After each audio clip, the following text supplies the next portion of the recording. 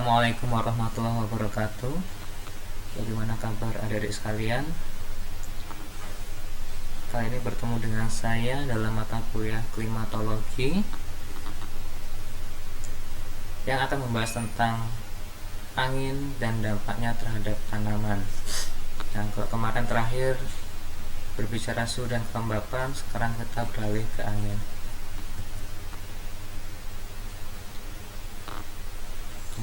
Apa sih yang dimaksud dengan angin? Angin adalah udara yang bergerak akibat perbedaan tekanan. Ya. Jadi dilihat persamaannya P sama dengan W per A sama dengan dalam kurung M kali G dalam kurung per A. Nah, kita berbicara angin maka kita berbicara tentang tekanan udara. Secara vertikal, semakin tinggi dari permukaan laut maka tekanan semakin rendah. Sedangkan secara horizontal, tekanan udara bervariasi dipengaruhi oleh suhu udara. Nah, seperti yang kita ketahui bahwasanya angin bisa bergerak dari tempat yang tinggi ke tempat yang rendah. Artinya angin juga dipengaruhi oleh gaya gravitasi. Kemudian untuk di tempat yang landai atau horizontal, dia akan dipengaruhi oleh beberapa energi ya. Yang dimaksud di sini adalah oleh suhu udara. Suhu udara ini menghasilkan energi sehingga menghasilkan gerak pada angin atau gerak pada udara. Kemudian arah dan kecepatan angin. Nah, angin bergerak dari daerah yang bertekanan tinggi ke daerah yang bertekanan rendah seperti tadi yang diberi oleh gaya gravitasi. Kemudian arah angin menyatakan arah dari mana angin berasal yang dinyatakan dengan arah mata angin. Utara, timur laut, timur, tenggara, selatan, barat daya maupun barat laut atau dalam derajat. Kemudian kecepatan angin adalah jarak jelajah angin per satuan waktu yang dinyatakan dalam meter per detik atau meter per sekon atau kilometer per jam.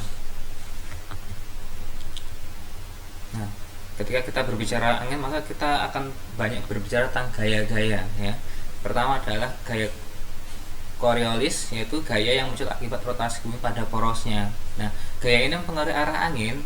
Nah, gaya Coriolis yang berada di belahan bumi utara atau BBU membelokkan ke arah ke kanan. Kemudian sedangkan belahan bumi selatan atau BBS itu membelokkan arah angin ke arah kiri ya. Jadi berbalik. Nah, besaran gaya ini dipengaruhi oleh posisi lintang, tempat, dan kecepatan angin yang bergerak dan dinyatakan dalam persamaan sebagai berikut di bawah ya, bisa dibaca sendiri. Kemudian berdasarkan persamaan di atas maka semakin cepat angin bergerak maka semakin kuat pengaruh gaya Coriolis, dan semakin mendekati lintang 90 derajat gaya Coriolis juga semakin kuat. Nah, kemudian gaya gesek. Nah, gaya gesek adalah gaya yang muncul akibat pergerakan angin melewati permukaan bumi. Semakin kasar permukaan maka gaya gesek semakin kuat ya. Nah, semakin jauh dari permukaan, gaya gesek semakin mengecil dan mendekati nol pada ketinggian 600 meter dari permukaan atau lebih. Nah, kemudian gaya sentripetal, ya, sentripetal. Gaya sentripetal adalah gaya yang muncul pada benda yang bergerak melingkar. Biasanya gaya sentripetal itu yang menyebabkan terjadinya angin tornado ya, kalau di Amerika ya.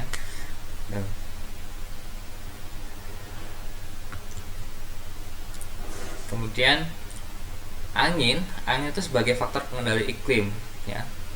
Nah, angin dapat mengendalikan unsur-unsur iklim lainnya semisal suhu udara, curah hujan, kelembaban udara, dan penguapan.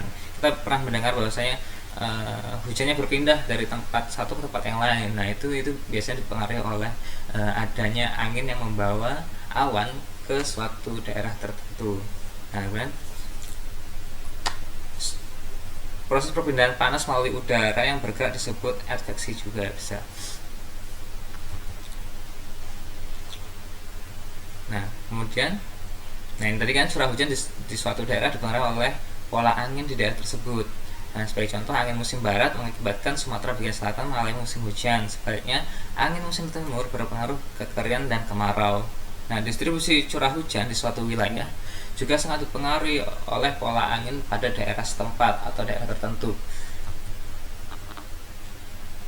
Nah, kalau kita berbicara angin juga kita akan berbicara pola angin musiman atau yang bisa kita sebut monsun ya. Apa itu angin monsun? Itu pola angin yang berubah secara musiman dalam 1 tahun. Nah, akibat interaksi perubahan kedudukan bumi terhadap matahari dan tempat terhadap daratan dan samudra maupun lautan. Ya, contoh pola angin monsun adalah monsun Afrika Barat, Afrika Timur, dan sebagainya. Dan pola angin monsun di Indonesia adalah bagian dari monsun Asia Timur dan Asia Tenggara.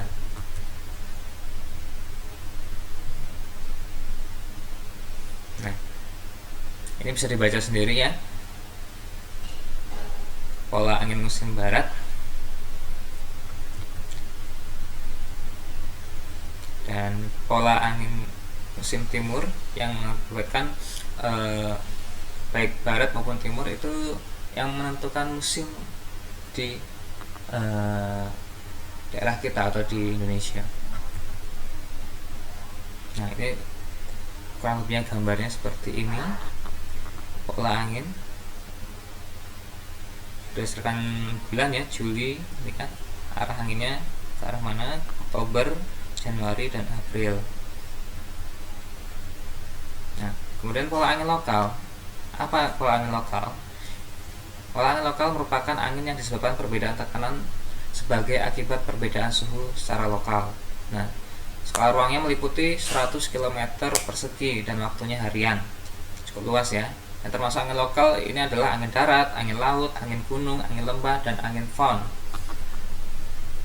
Nah, apa itu angin darat? Angin darat terjadi pada malam hari bertiup dari daratan ke lautan yang disebabkan suhu darat lebih rendah daripada suhu laut, sehingga menyebabkan tekanan yang tinggi pada daerah daratan. Nah, angin darat ini termasuk cukup lemah ya kekuatannya. Nah, kemudian angin laut. Nah, angin laut ini kebalikannya dari angin darat ya. Angin laut terjadi pada siang hari bertiup dari laut ke darat. Nah, disebabkan oleh suhu daratan lebih tinggi daripada suhu laut, sehingga tekanan rendah berada di atas daratan dan tekanan tinggi berada di atas lautan, sehingga menyebabkan kekuatan angin di atas permukaan laut. Nah, angin laut relatif lebih kuat dibandingkan angin darat, bisa mencapai 50 km di atas daratan. Nah, angin lembah. Nah, prinsipnya angin lembah itu adalah satu kesatuan dengan angin gunung ya. Jika angin lembah terjadi pada siang hari, angin gunung terjadi pada malam hari. Kemudian angin lembah bergerak dari bawah ke atas, sedangkan angin gunung bergerak dari atas ke bawah. Seperti pada gambar di bawah ini. Nah, ini angin lembah dan ini angin gunung.